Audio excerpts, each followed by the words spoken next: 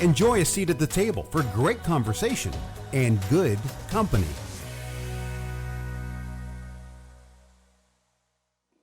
Welcome to And Good Company. I'm Sarah Fiedelholtz. We all know a great dinner party isn't really about the food. It's about the people seated around the table engaging in lively discussions. And Good Company gives you a seat at the table to enjoy smart and engaging conversations as they happen. I am pleased to be in the company of Cedric Walker, who is the senior pastor of Joshua's Temple Missionary Baptist Church and the founder CEO of Joshua's Hand. Welcome. Hey, Sarah, glad to be here. So before we're going to discuss the fact that after 33 years in the ministry and as the founder and CEO of Joshua's Hand and the community that you have developed and founded, you are retired. Yes, ma'am. So before we talk about that, I want to talk about Joshua's Hand and your vision and all that you have achieved. So first, can you tell me how you came up to develop Joshua's Hand and the significance of the name, both, I guess, for the church and then for the community program? Okay. Joshua's Temple was birthed out of a very difficult time in my life. I had came back here from Memphis, Tennessee to assist my ailing father, who was a minister as well. He did it for like 53 years before he went home to be with the Lord. And as I was serving in Memphis, his health began to fail him, and I was flying back and forth, helping him with his church and tending to mine as well. Eventually, I had to make a decision as to where I was going to be, and I decided that our legacy was enough for me to choose to come home. I've been in the church serving my entire life. My father, we didn't only have the church where we served, but he was a very entrepreneurial kind of fella, and he only had an 8th grade education, but he had a lot going for him. And what was the church he had here? Jerusalem Missionary Baptist Church. And then, and what was his name? Samuel Walker, Dr. Samuel Walker. And what was his, what was he known for to give for the community? He and Jesse White and Clyde Adams and Dr. Bledsoe and those guys played a major role in desegregating the school system here. We remember the battles with Lester Gryle and the marching and having battles with the KKK and crosses being burned in our front yard and our children having to go to school in the basements of the churches until we could get the schools integrated, and then the busing started, and we have what we have today. And so what did you learn from him, from your father and his work, that when you sort of came to create the Joshua's Temple, and what was it that, you like, what do you hear in your head from your father? Self-sufficiency. My dad used to say things like, plan your work and work your plan. He'd say all kinds of, he dropped, nuggets of wisdom. Walkerisms? The Walkerisms, yeah, we can call them that. He'd be like, nail it down before you start, nail one corner down before you start on another corner, right. And all kind of Walkerisms. He was a very wise guy. And he always knew how to get it done. He wasn't the most educated fella, and so he wasn't really accepted in a lot of circles because he didn't have the pedigree. But he was an achiever. I mean, he could get things done. He built the gym that's on the church now. He built that gym from his hospital bed. And he, when they finally got it built and he had come home from the hospital, they rolled him through in his wheelchair and he passed like the next week. That was the first time he had even gone in it. So he built it from, we owned a corner store, what they call C-stores now. Yeah, we owned one of those back in the 70s, gas station. We had like a 15-foot meat counter with a butcher where we had fresh vegetables shipped in twice a week. Anything you could get. This was on the corner of on the corner of Lafayette and Coleridge Street, 76. It used to be called Quick Pick. Okay. We had soft serve ice cream. hot food. I mean, you name it, we had it in there. And on the weekend, barbecues, and there was a... so it also almost became like the community center. like a community center. There was a arcade in the back for my friends and the kids in the neighborhood. So we, and then right down the street, my uncle, he owned a body and record service. He had a fleet of trucks that he used to do contract towing for the city of Fort Wayne. I had another uncle who was a pastor here. I had several of my uncles that had owned tree cutting businesses. So we were very entrepreneurial kind of family, yet we were very spiritual as well.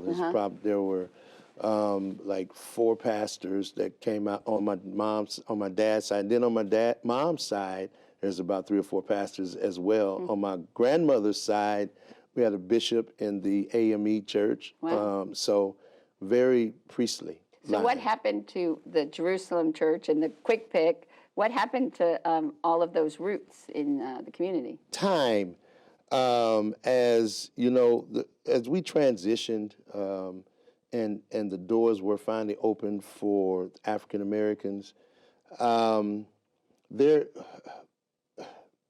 church, actually, the black church, kind of got lost in transition because our major focus was, to get our people liberated. Right. To end segregation and racism. And that became that was Dr. King's, legacy, and the major force behind his movement was the church. Right. And the majority of the black church was committed to making that happen. And so that became probably almost more important than discipleship. Evangelism and discipleship. We didn't have to worry about evangelism because black people couldn't go to too many other places anyway. So the church became your community center. Right. You know what I mean? Right. So that's why, so one of the things I'm interested in is, so when I first started coming to Fort Wayne, and people would talk to me about the African American community, the black community, and I'd be like, okay, where is it? Like, where can I go? Like, if I wanted to experience, like if you came to Miami, I could tell you. Like if you wanted to go to Little Haiti, I could take you. You want to go to Little Havana, I could take you. You want to go to African American, you want soul food, I could take you. So here I was like, where is the African American community? Like, and everybody's like, well, it's all over. And I said, well, okay, so is it in the church? Like, I thought that a lot of community, because of like with Dr. King, would be in the black churches. Yeah. And then I learned no, because there's been a lot of fractions, and then people split off and they set up their own churches. So there's not necessarily as much of those real mainstays in the community. And then of course you've got millennials now. None of them want to organize religion, and but one of the things that I felt is that in order to build community, you need a place. Yes. Like even the Quick Pick. I mean, you need somewhere that's the gathering place for the community. Very important. And so, I mean, now hopefully with Tara Brantley with Urban League, because she's got an incredible campus there in the library, maybe that could be the place. But so did you feel that, like when you start to look for Joshua's stuff, that there needed to be this place, or because really the programs that you do, like Joshua's work and Joshua, are really what a community center outreach would do, right? Well, I tell you, I think I can help you with that. I think I can give you a perspective on that. And the reason why we're so dispersed, you got to remember that the black church, especially the Black Baptist Church, it was the center of African American community, the African American community, right? And the generation before me, well, my pastor, you can just about assume that I am like the last part of the generation of that pastorate, because they were still pastoring. So when I started, like your father's generation, my father's generation, because he would have been the generation of Dr. King, right? Exactly. Okay. So you're the disciples. They're still. We kind of missed a generation there, because they stayed a very long time. Okay. Because of the way things were, and the gap in education and all of that. So they stayed a little bit longer than leadership would have normally stayed. Okay. And so I probably shouldn't have been in their era, but I ended up being in their era. I started so young, and I spent a lot of time with them, right? And so they were like, you could almost, before my dad's generation of churches, the only black churches that were here were, Pilgrim, Union, and then over here on Jefferson Street, I forget the name of, right across the street from the funeral home, Turner Chapel. Okay. Turner Chapel. Those were the major three. And so all of the black people came to Fort Wayne and they went to those three churches, right? Right. But Pilgrim and the one that you're talking about across from the cemetery, those are across from the funeral home. the funeral home. Yeah, Are Turner Chapel is the oldest black church in Fort Wayne. But is that in Southeast? Or? We would probably call that Midtown. Okay. Because my dad's church was right around the corner from that. But that's where most African Americans were during that time. Right, because where you live now, we were talking about the neighborhood that you live now is, what is it called? Woodhurst. Woodhurst. That was a very Jewish. Very because Jewish. of where the temple is. So really, we have to So the African Americans didn't necessarily. We started migrating towards in South, that direction. We used to the neighborhood that I live in now. We used to go there to shovel snow, rake leaves, to make money, extra money there. Because all the old Jewish people needed. Jewish people lived there, and we started migrating. My family was like the second, maybe the third black family in the community that I grew up in. I grew up on the corner of Esmond and Barr, which is only 2 blocks from Pontiac Street. Right. So at that time, that was a largely white community. Right, because, and then traditionally this has happened in cities all over. All over the place. What happens is that in some ways the Jews had to live in communities where, because they weren't welcome. Right. So they lived in these communities. Their own community. And then as they got more professionally established and stuff, then they wanted to move to suburbs or areas, for better areas. That's the reason why I took you back, because the reason why, so that you could get a picture of what's happening. Because the question you asked was, you would normally be able to go into a certain area, and that's where you would find people, but that's not here. But the reason why is because we're really like only in the second generation of African American people. So when we come here in Fort Wayne, some would say third. Technically, it would be third. Right. But when we, Generation X, I think we're probably one of the most unique generations that will ever. Well, we're also, so I'm a Generation You're X. Generation X too. So we also are the smallest generation. The smallest generation. Because what happened was, if you remember, there was the baby boomers. Exactly. Then there was us. And then there was Generation Y, which was the second largest until the millennials. Until the millennials. So, but Generation X was the smallest, and we were the ones that were written off as like the slackers, and we weren't going to do anything. And but we're the ones who are like the sandwich generation, and we're picking up, and we're the ones that are taking causes, and so You're exactly right. You know what I mean? And by that time, civil rights had opened up, right? Okay. And black folk were like people who had been in prison. So you'll have all these values and dreams and things that you think you want to do until you're free. So when you're free, all of the distractions, all of your deepest desires, even the things that you never thought you would do, you probably end up, experimenting and all that, because it happens, I think, every generation. You can see that happens. But when you talk about, that's what happened to Israel. Right. When they came out of Egypt, they were holy. They were straight cut. I mean, they were ready to go to the promised land until they got on the other side of the Red Sea. Well, and until Moses sort of went up the mountain, so they were like, well, he's not here, and then they had a party. They realized that they were free. Right. But then, so what then God had to do when they saw him worshiping at the golden calf and everything, then they had to walk for 40 years because he had to get rid of that generation. Like he had to get rid of any of that so that they would be ready to go. So the next generation would learn from the past generation. Would learn from really the previous generation, not the generation that worshipped at the golden calf. They sort of needed to like. Well, he kind of killed those off. Right, exactly. Well, that's what he did in the 40 years. So it's really okay. So that's very interesting. So then that explains why the diaspora of the African American community in Fort Wayne. In Fort Wayne, and it's coming. I believe if God doesn't come, if Jesus doesn't come back first, we will see African Americans gather in spaces that they can call their own, and that may be happening in Southeast now from a more socioeconomic perspective. Now, Joshua's Temple was started. It was first New Joshua. When I Okay. left my dad, when I came and served him for a year, he decided he wouldn't retire. So when he decided he wouldn't retire in the Baptist church, there was no levels of leadership.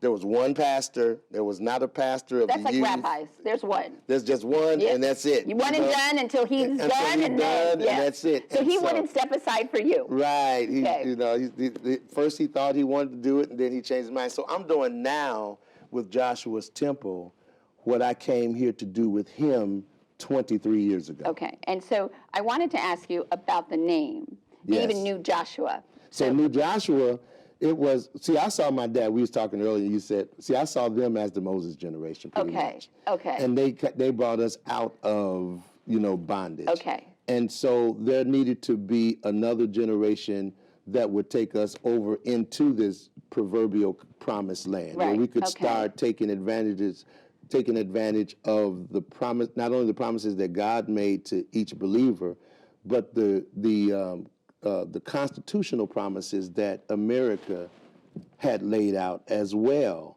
Okay. And so I was looking to start. I was looking to start a movement. Actually, Okay. that's what New Joshua really was, of movement. And it came. I was in a hurt place because I had given up a really good ministry to come back, and I And thought then I your would. dad wasn't gonna, and then also you got some freedom. And so, then I got some right. freedom, and I had some success because the last two churches that I had pastored, I went in both of them, and the Lord used my ministry to build them up, left them debt-free with more members and programming and what have you. So this time I said, I'm not going to go into an organized church. We're going to start from scratch. Okay. And we will be like Joshua So okay, so the and idea. the children of Israel Right, going but- into the Okay, promised land. but there's more that's important to that. So Yeah. So you had Moses who led them out, and Yes. then after they were in the desert for 40 years, Yes. God said to Moses, you're not going to the promised land. Right. You may have delivered them, but you're not. And so there's this whole idea of Moses who places his hand on Joshua to sort of anoint him as the new leader to take them into the promised land. Yes. So in a sense, if you refer to your father's generation as Moses, so then you in essence are Joshua and give a hand, but you're actually, if you think about new Joshua, so then what you're doing is you're placing your hand on the next generation. On the next generation. To build that community. To build that community. Because if you can remember what Joshua and his generation did, they went and conquered the land. Right. They did. They went out and they fought battles that needed to be fought. Right. And then at the end of his term, remember, he gave them a choice. He Right. says, you could choose the gods on that side of the flood or this side, but choose ye this day what God you would serve. And then I was joking with you before because you created the Temple Church in 2000 and Joshua's Hand in 2013, and I was joking with you because now you're sort of like Moses because you've been doing this, even though you've been in the ministry for 33 years, you've been doing this really for 20 plus years here. Yes. But now you're retiring, so you're like Moses where you're seeing the fruits of your labor, like everything that you've endured over the 20 years to help build Southeast and build Yes. neighborhood and create opportunities, which we're going to talk about. Yes. But you're not going. Like, you're seeing the fruit, like the promised land, but you're not going because you're moving to Houston. Yes. So I was sort of saying to you when I was researching, and I was thinking, well, he's like Moses now. So it's even foreshadowing, like you didn't know this 20 years ago when you came up with the name of Yeah. that. Even the foreshadowing of you being Moses. Have you thought about that? Like, because I was wondering, like, why now? Like, can't you, like, wouldn't you want to wait 5 years to really deliver what your intent and see your vision really realize? Like, why do you have to be Moses now? Because it really isn't about me, and it never was about me. When we started Joshua's Temple back in 2000, for the next straight 10 years, we prayer walked from Broadway to Rudisill to Wayne Trace to Tillman Road, every street and alley, every year. And what is a prayer walk? That's where we would send groups of people out 2 by 2, and we'd walk those streets and we'd pray. And we wouldn't make it a public thing because the Word of God says when you pray, go into your closet and the Lord will reward you openly. Okay. So we don't believe in making a lot of public displays about what's happening with us and God. I don't think you have to make a display because God, He'll get His glory on His own. And what we do, we just walk and pray, 2 people on each block or what have you. And if we saw anyone, we talk about, if we could be of service or invite them to church or what have you. But we did that for 10 years, asking God to give us direction. Why are we here? What do you want us to do? And out of that came Joshua's hand. Okay. And we saw Joshua's hand now being the hand of the church of the kingdom of God from a very practical perspective and not so much spiritual, though everything is born out of our spirituality and our spiritual principles. That we had been known often as black folk as being very spiritual but not getting much done. Right. It's sort of like... That's what we were accused of. Sort of like you pray, like to God. We do a lot of praying, we do a lot of singing, a lot of worship, a lot of shouting, but having good church. You got to get down in but we're not getting much done. But a lot of people don't understand we still didn't... Opportunities have been so challenged for African Americans. Well, they still are, and people like to downplay that, but you cannot downplay a couple of 100 years of slavery. And science now proves how trauma goes from one generation to the next generation.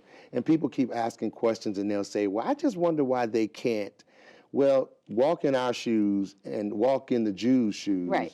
You understand? And you would see. And we just happened to have a hard road to plow, as my dad would say. But we continue to plow it. And I wanted to produce a practical solution. People, in our community were saying, well, they never do anything for our community. They never do anything for our community. Well, I was raised, as I shared with you, from a very entrepreneurial, and we always believe in doing for ourselves. Well, that was the Jewish way. We just did it ourselves. You had to do it yourself. We opened our own stores. We had our own church. We had our own houses. We owned everything that we had. My dad and his brothers, they came from a very poor upbringing in Alabama. And so when they came here and they saw opportunity, they dug in and they just started building businesses and building community amongst themselves. And that's what we learned. And they never waited for white people to just do things for them. And I'm not saying that this is not a protest or anything like that. They just didn't wait for the system to do for them. And I was raised that way. So when I started pastoring my church, my first church, actually, we were very innovative. When Rick Warren put out Purpose Driven Church back 30 years ago, 30-some years ago, almost 40 years ago. That was the start of like the mega churches, right? It kind of started that, you know what I mean? But Dr. Bieberstein over at Fort Wayne Bible College, they were teaching us, the purposes of, they just didn't call it the purpose-driven church, but worship, fellowship, discipleship, ministry, and missions. And so I started implementing that stuff in the church, the small church that I went in, and we just started growing, and things were happening then. So I never pastored a church that was not progressive because of the biblical principles that I put there. I haven't been a perfect person. However, God's principles never fail. I don't care who you are. Sinners can practice God's principles, and they will get fruit. Well, I always say, what happened, regardless of what your religion, what happened to the 10 Commandments? If we all just followed the 10 Commandments and the Golden Rule, we'd all be fine. There'd be no issues of religion and, That would be nice if it wasn't for sin. Well, we don't believe in sin, so we leave that for you guys. Okay. But, so talk about this whole idea of what you really did with Joshua's hands, this social, economic, and spiritual renaissance. And what did Joshua's hand do and continue to do? Well, we did a demographic study to find out what was happening, because there were folks on the other side of that table saying, do for yourself what you got the opportunity to do. And so I was like, okay, so let's do. And I set out to start doing, we did a demographic study, and we saw that housing was an issue. We saw that early childhood development was an issue, and employment was an issue in Southeast Fort Wayne. And wealth acquisition. Wealth acquisition, because if you don't own homes, then you're not. Well, that's housing. Okay. You know what I mean? That's housing. So, so when we discovered that, then I put together a vision. Habakkuk chapter 2 says, "Write a vision, make it plain, so that they that read it will run with it. For the vision is for a certain season, and it shall surely come."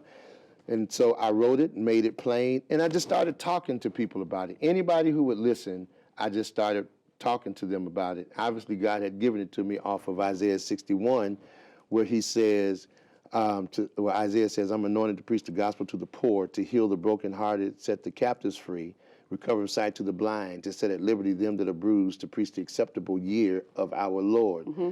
And then he went on to say that I will give them beauty for ashes. I'll give them the oil of joy for their sorrow, and the garment of praise for the spirit of heaviness.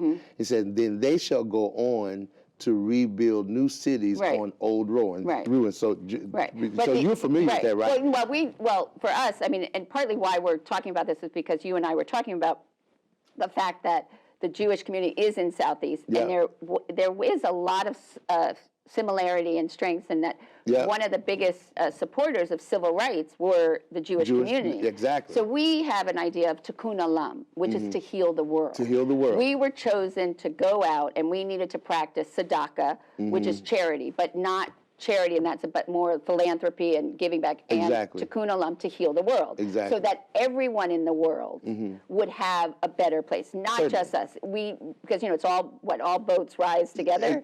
So it's very similar in that. Exactly. sense. Well, it was a social economic I had read it all my life, but at this point in time, it came to me as a social economic message. Because Jesus picked up that same passage of scripture, his first message. Wasn't he a carpenter? Right. So one of the first things you did. He healed the sick, and he raised the dead, and he did all that. But his ministry was to people first. That was his ministry, to people first. Before there was any kind of talk of doctrine or anything like that, he went to heal the brokenhearted, set captives free, recover. He wanted to remind the Jews of who they were, whose they were, and the promises that God made to them, and that they didn't have to depend on. It didn't matter. Well, it wasn't promises. It was a covenant. It was an agreement. It wasn't because God doesn't promise you something. It's a covenant of agreement. If you follow His laws, then you will benefit. But you have to do it. Right. So that's what calls faith. That's what happened with Abraham. Right. It was a covenant agreement. Right.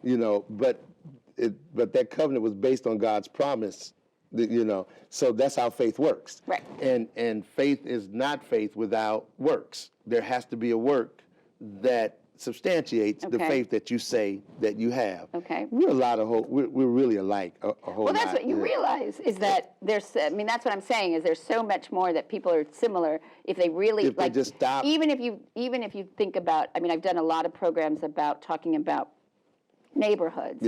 And if you really think about what everybody wants in the neighborhood, it's the same thing. It's the same thing. Well, at the end of the day, I always tell everything there's only two things that, from the time God dealt with Abraham on, from Noah on, from actually Adam on, even when Jesus came on the scene, he's been saying the same thing. Love me and love one another. Right. That's it. Right. All the rest of it is semantics. Right. We all just say it in different ways. We just say it in different ways. The rest of it is semantics. It's love. That's the reason why Joshua works. When we, our Live program. Yeah. So let's talk about so Joshua, because this is really important. So Joshua Works, you started in 2018. I started Joshua Works in about 18. So talk about what so Joshua's Hand was really about economic development and housing, and you built and you have this Posterity Heights. Okay, so let's just talk about Joshua's Hand. So you had Posterity Heights. Okay. Right, and Posterity Heights, we started acquisitioning and rehabbing old homes, and we wanted to make sure that people had good, safe, decent, affordable housing. Right. But then that was going to be a long process. Right. And I had an opportunity to partner with a developer out of Indianapolis who had a tax credit, and we had a vision. And we had discovered the Scholar House in Kentucky, and he had looked at it as well. So we had started off, we were just going to do the Scholar House, but I had asked the city to give me stewardship of the 28 acres of land where it sits, and the city did it.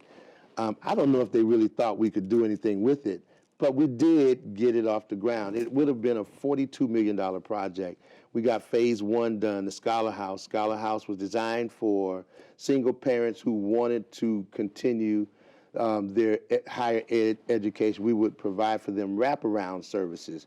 That would be automobile, that would be transportation, I'm sorry. Right. Early childhood development. Right. That would be education, and then life development. Right, because That's you the work live. with the individual investment accounts, right, that We do- help you. we that deal with all of that. Because if you're working for workforce development, Yes. owning a car, owning a home, Yeah. owning a business, and I never remember what the fifth one is. Well, it was workforce development, and we didn't know that's what it was. Okay. I was just doing, following my vision. Right. And I figured if we could empower people, right, and then plant them in the community, then others can eat off the fruit of their tree. Right, because it's like they're the roots, and then They would be the roots. Right. And so once I saw we had 28 acres of land and we only had, I said, well, we could do this. Well, why don't we, when I looked at prospering communities, now it's posterity heights, not prosperity. It's posterity heights. Okay. Because we were looking to deliver 2 generations out of poverty Right, at the yeah, same so time. that meant so you were trying to deliver the parents and the children. That's what you meant by the 2 exactly. generations? Parents and the children. This was to be a legacy building, a generational kind of movement, socioeconomic movement. Okay. Posterity Heights was designed, but in order for a community to really work, you have to have those things that are necessary for us to be healthy. Right. So you need to have healthy food. Right. Health care. Right. You understand? I mean, financial agencies. You got to have education. You got to have all those things. If you don't have those things in the community, you are not going to. You're not going to build a community. You're not going to build a community. No. And so we were looking to build a microcosm of what community could be. As I looked at out west and out north and out even further out east, I'm like, okay, every time they rebuild a community, here are the things that they put in that community. Well, not really, because a lot of them, I don't like these artificial neighborhoods that they create. Well, I'm not talking about. I look at like downtown, that kind of community, what you need to build. I'm talking about the stuff. What is substantive? What do human beings need? Right. They need their churches. They need education. No, they need resources. They need resources. I mean, I always say, exactly. If you want to know where, when you want to redevelop a community, the things you need a grocery store and a dry cleaner, and then that's and then it all and a drugstore, and then you can build it from there. You can build it from there. So but we need a little bit more than that because there's so many needs. Well, no, you need. I mean, that's just the structural, but no, you need the resources. You need the resources. It doesn't. And just because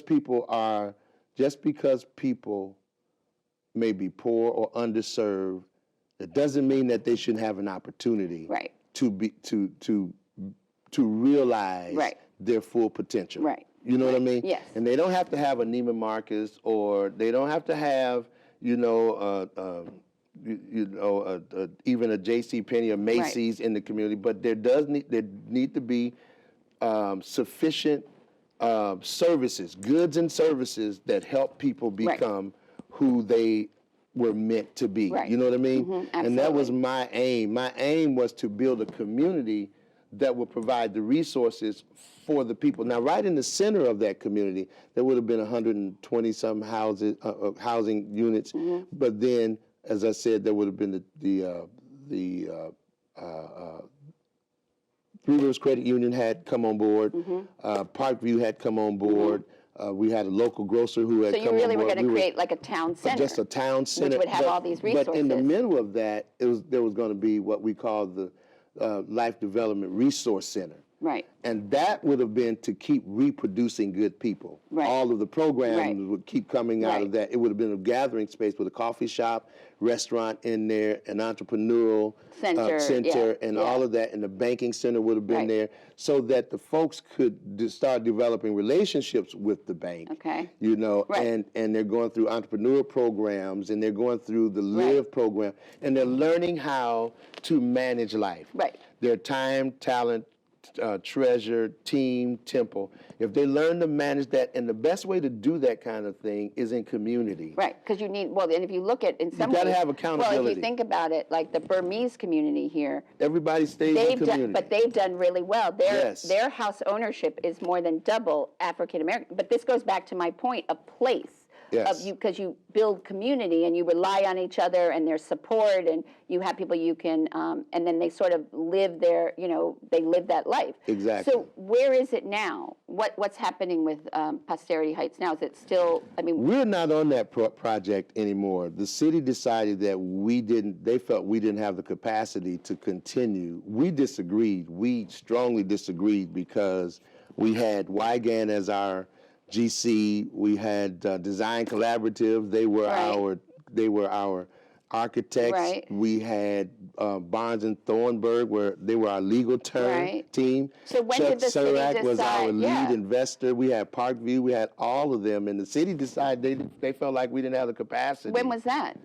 That happened over a year ago. And so now now they're doing another development, right? In that McKinney, that's the Victory? What is it? Is that the same area? That's it's. So is that partly why you sort of decided like it's time to move on? Is that you had this, not that it was pulled out from under you, but sort of like. Is that part of the impetus of, because you're young. You're 56 years old, right? 55. I'll be 56. You're very young. So, in trying to understand why you felt like the time is now, and because, like I said, there's all this happening. Here's the deal. At the risk, Sarah, everybody's been kind of wondering, and I've been very quiet. At the risk of sounding like I'm belly aching, or complaining, or pulling the race card, or any of that, because that's what a lot of people end up doing who don't look like me. Right. If I start talking about it, then it sounds like I'm pulling a race card, or I'm being, they're being unfair, or what have you. So we'll just let it be whatever it is, and they can call it whatever they want to call it, but at the end of the day, we didn't break any laws. Nobody misused any dollars. We had #1 development team that could have finished that project, and we would have had, finally, minorities would have had ownership, a large part of ownership, equity in a $42 million project, which we have still yet to be able to achieve in Southeast or any other part of Fort Wayne. While we're talking a lot of diversity and inclusion, that's cool that we can work here or work there or buy a house here. But if we don't actually have any equity of ownership outside of home ownership, where we actually own businesses and we can get the loans and we can get the support that we need to be able to build the kind of businesses that employ people. Right. And not just mom and pop stores, but real businesses that employ people where we can actually have some equity. And so the Village Premier, which is this housing. Yes. So that's a developer where the community is not going to have equity. We won't have equity in that. Not as far as I know. Now, if we will, I could be wrong, but I don't see where. We were established so that our deal was established so that we would be able to pay our investors back, right? And that we would actually have ownership and equity, because that's how you build wealth. And that's how you build community. Right. And that's how you actually really get a voice. Right. And people wonder what happened to the voices that we used to have. Well, back in the day, those people, the average black family, owned more than one house or home or what have you. And then when the Industrial Revolution took place, and then this big thing about you should either go to college or this, that, and the other, and what have you. Well, many people many didn't. They didn't take up their fathers and mothers' corner stores and what have Right. you. But there wasn't hope for that either, because the Walmarts and everything. Well, that's what happened with the Jewish community. Exactly. Because the biggest community, the jobs the Jews did here in Fort Wayne were the jobs that nobody wanted. They were the peddlers who became retailers. And they were really the junk collectors who turned it into scrap metal. And then they didn't want their children to do that. Or as the consolidation, there wasn't opportunity, so their kids left. Because they wanted their kids to have better opportunities. Better opportunities. So we suffered that same thing. So, I mean, progressive African-American young people, like my daughter lives in Houston, and I was trying to get her to come back. Right. Now, no, don't. Right. You know. So, I mean, I understand that it's not sour grapes, because. It's not sour grapes. Because you also have done, but it parlays the problem with Joshua Works, because that relationship, what you did was you created a relationship with the developers of Electric Works, that they were going to give a certain percentage of the contracts to minority, women, veteran-owned businesses, right? But I know for a fact... We built the program for that. And you got funding for that. But the problem... No, we did not get the funding. We were supposed to get the funding for that, and that contract was... Because, well, part of the problem, from what I understand, is... Because I was involved in doing some research, looking for these companies like that could take on these commercial...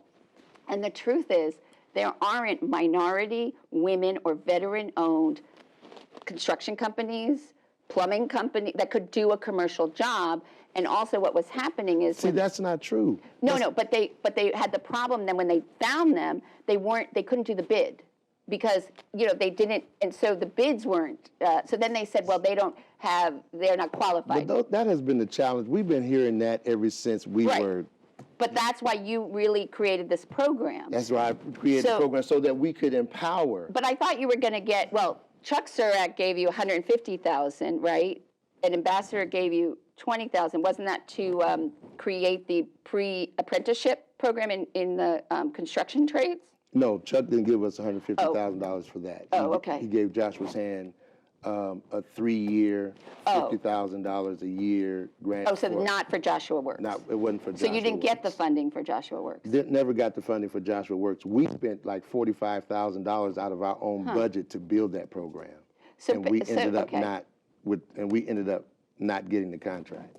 And there's and I don't think I mean I'm glad that we're having this conversation because none of this has been discussed anywhere. And I understand this is not, you're not pointing fingers, and you're not pointing fingers because here's what Romans 8:28 says: all things work together for the good of those who love God and are called according to His purpose. So I don't believe anything that God means for you to have, nobody can keep that away from you. So there has to be a lesson in it somewhere that has to be learned. And there's a lot of things that are unfair. Life is just but I sort of feel life is just unfair. I know, but I sort of feel like, okay, enough with telling me that, you're going to learn something from every failure and new struggles and it's going to mean more. For once, you're sort of like, can I just have a break? It's sort of like there's an old Yiddish saying, man plans, God laughs. So I'm sort of like, all right, God, I get it. You've got a sense of humor, but knock it off. I need you to be by my side, giving me a break. I have those kind of conversations with God, but at the end of the day, He always wins.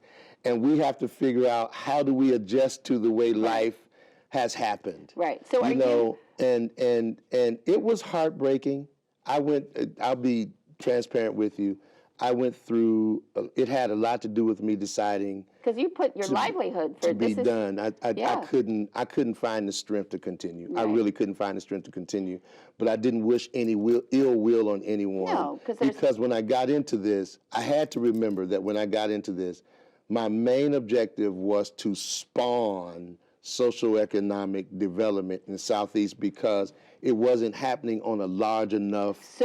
So we could say then that this Village Premier and like Sharon Tucker's Pace and the other developments, so in a sense, it's still the fruit of my labor. It's still the fruit of your labor. It's just not your literal. It's not. You're not the carpenter. I'm not the carpenter, and I can be grateful that God used me at a certain point to Or get maybe, right, or maybe you at- were at able least to get the city to get the- realize the vision. to realize the vision that It's something sort of needed like, to happen. well, like I told you that when we started talking, and I said that in Judaism for Moses, the story of Moses is really about a parable about disappointment. Yeah. And when you have a vision and you have something and you're working towards it and you wish for this to happen and it doesn't happen. Yeah. And you've got to sort of shift and pivot, and what do you do with the disappointment? I realized that my time was up. I realized, So you're more and more like Moses. You're now going to be Moses to me. Not necessarily. Moses went up in the mountain and died. Yeah, I'm okay. going to Houston to live. Okay, good point. Yeah, but are you concerned? Do you think that Joshua's hand is going to continue, or do you think? I certainly hope that it will. We're doing everything we possibly can to, we took a couple of blows that caused us to lose some support that we should continue to have because, right before the pandemic, we built 25 homes throughout Fort Wayne, actually in the community that our mayor grew up in. Right. We built about 4 homes over there. And all those homes are occupied. We provide supportive services for 150 families where our LIVE program that came out of my hurt, learning, investing, valuing, and expecting, where we are helping where we teach people to learn their significance and how to invest in those things that help them be their best. That's their faith, family, fitness, and finances. It's like they find their strengths. That 700 Club that we have. We're bringing that's people, with Heather Presley Count. Yeah. No, that's not Heather. Oh, that's a different club. We are the 700 Club. That's a spinoff of what we put together. 700 Club. Because that's the basic credit score you need. We have worked hard to help people build a lot their of people credit are to a building on it, sort of. A lot of people are building on it, but it's hard. And the one thing that I'm not going to do, I won't sit back and let people, just steal all of the credit for things that we've done. Right. Because True North, they've come in, and they are taking us through. Follinger, they have funded us to do some strategic planning and development, redevelopment. Right. So we've got new leadership. We're planning to bring new leadership. The next leader that comes in for Joshua's hand, he's going to have skill sets that I did not have. Right. Even if I stayed, I was still going to have to. Well, there's a lot of truth. There is a time. Resign. Right. Well, there is a time when the founder has to move. Can no longer be the CEO. Can no longer be the CEO. But the other issue is that when something is so ingrained in the founder and the vision, when you lose that, you have to let it go. Right. You have to let it go. And so I find myself doing now what I had hoped my father would have done then. Is to place the hand on somebody else. The thing is that he didn't have anything else to turn to. I do. Because you're entrepreneurial, I learned a lot, and I don't, and the burden of leadership has been heavy, and I can feel the weight of it now. And so that's not good for my people. It's not good for the community. And it started affecting the way I saw things. And the Lord brought a young man into my space who's my successor taking over our church. And we're going to be announcing the new name of the church this Sunday. I can't do it here. Yeah. We're going to announce it at the picnic Sunday. But we've merged 2 churches. He's a young man. His name is Pastor Bryson Sharp. His wife's name, Monique Sharp. They started Kingdom Builders Ministry about 2 years ago. They have a little over 100 people in their ministry, and we have about 150, almost 200 people in our ministry. That's healthy. And we are our average age is 40 and over. Their average age is 40 and under. So that's, again, those 2 generations. So we bring those 2 generations together. So there's a lot of parallels. A lot of parallels, and we have, over the last 90 days, we've been in the transition process.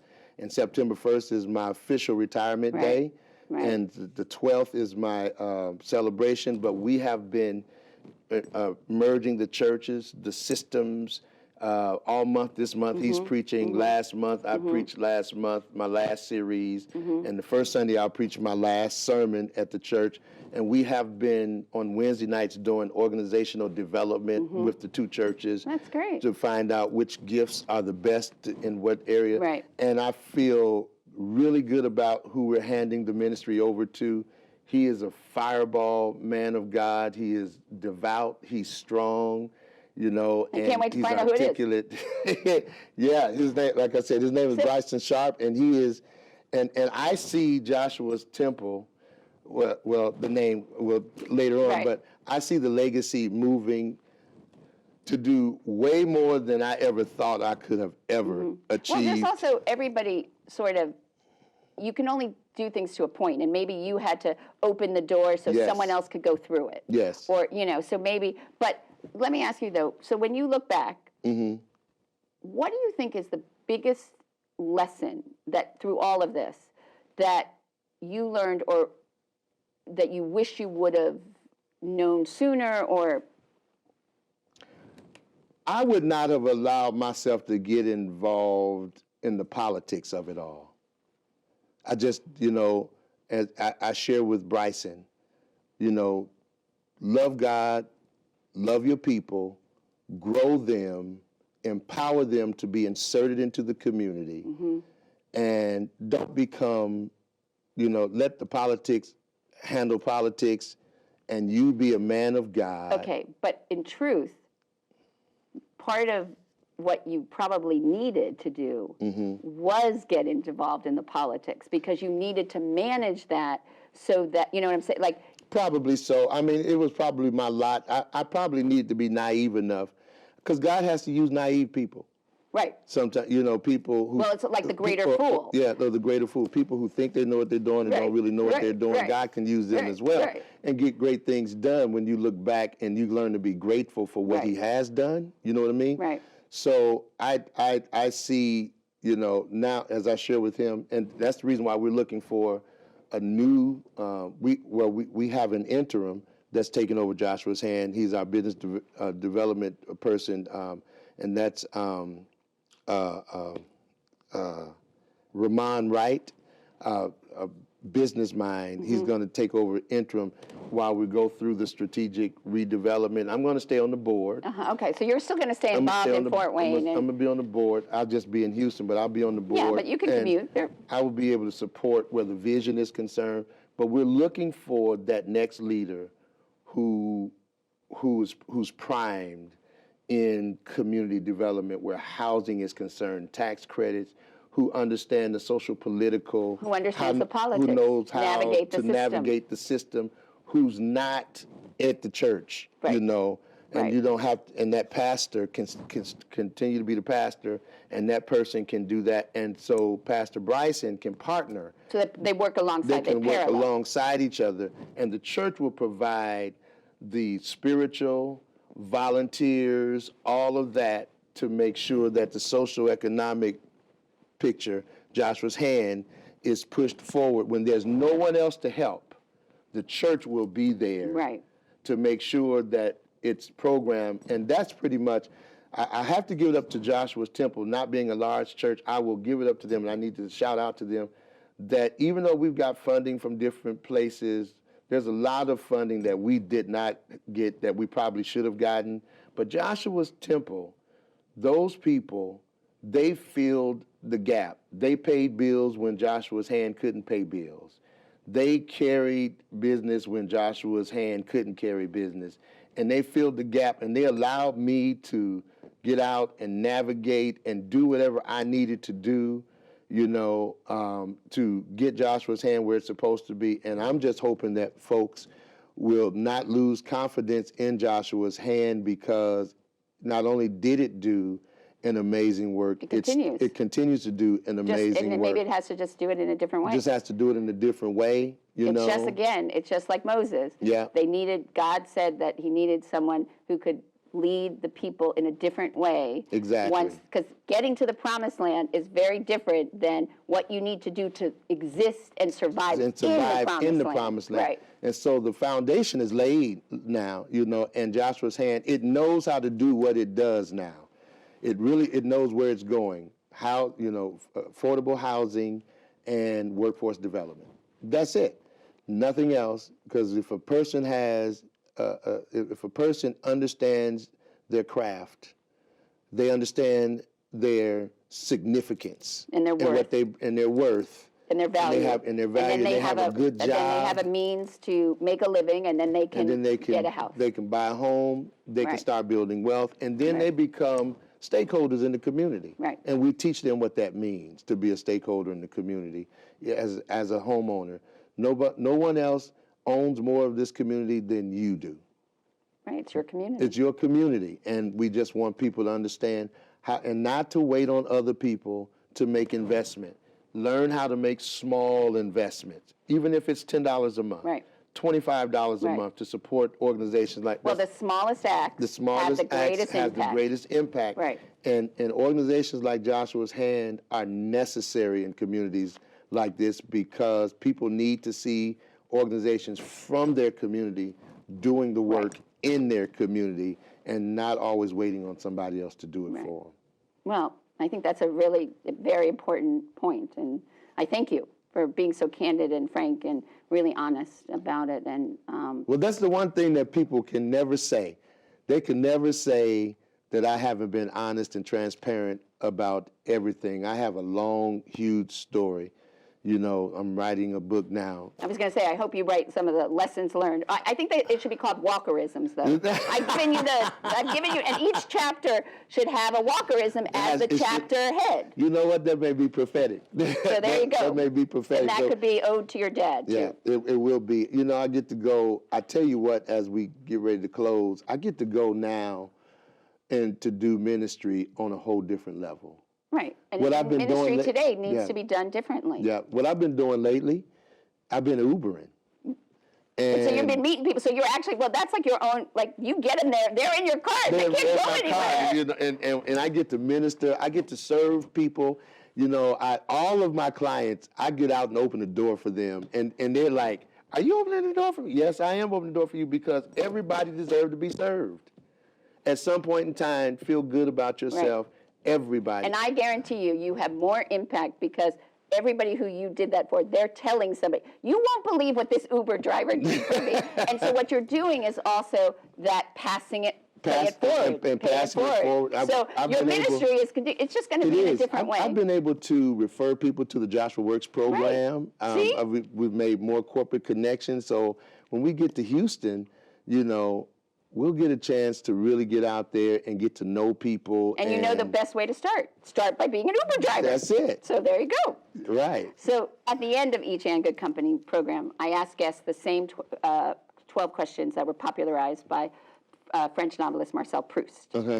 So what is your favorite word? Courage. What's your least favorite word? Fear. What turns you on creatively, spiritually, or emotionally? Being creative, opportunity for creativity. And what turns you off creatively, spiritually, or emotionally? Locked up gifts and talents. What noise or sound do you love? Music. What sound or noise do you hate? Chaos. What profession other than your own would you like to attempt? Wow. You know, I'm on a journey for that now. So I wish I could answer that. Okay. Well, here's the other one. What profession would you not like to do? Politics. Because it's just as important. Well, maybe, politics. But maybe you should do politics because maybe you've learned. Well, I'm not supposed to. I'm not supposed to editorialize here. What do you consider your greatest achievement? My greatest achievement, recovering from alcohol abuse. Who, living or dead, would you most like to have a conversation with? My father, who's dead. Who I like to most have a conversation with, who's living. Bishop T.D. Jakes. How would you like to die? Peacefully in my sleep. If heaven exists, what would you like to hear God say when you arrive at the pearly gates? You've done what I appointed you to do. Well, I want to thank you for coming and talking, and I do hope when you come back to visit with Fort Wayne, you can share with us some more of your walkerisms and these pearls of wisdom. So yes, I really appreciate it, and it's been a pleasure. I wish I would have gotten to know you before, now that you're leaving. Yes. Hey, thank you, Sarah, for the opportunity, and I debated on whether or not I knew some questions would come. People have been asking me questions. I've had a couple of people interview, and I wouldn't give any comments or what have you, because I don't want anybody to feel like, I'm leaving town angry, or because I'm not. Right, and truthfully, the whole point of this program, Yes. This is the reason I did it, was that this isn't a soundbite. It's not taking out of context. It's Yes. a conversation and giving you an opportunity to have a seat at the table and tell your story. So I thank you for your honesty. I really appreciate it. And this interview is the reason I started this program. I appreciate it, Sarah. And you can learn more about And Good Company and all the other smart and compelling conversations we have had at andgoodcompany.info. And we look forward to next week when you can again enjoy a seat at the table for great conversation and good company.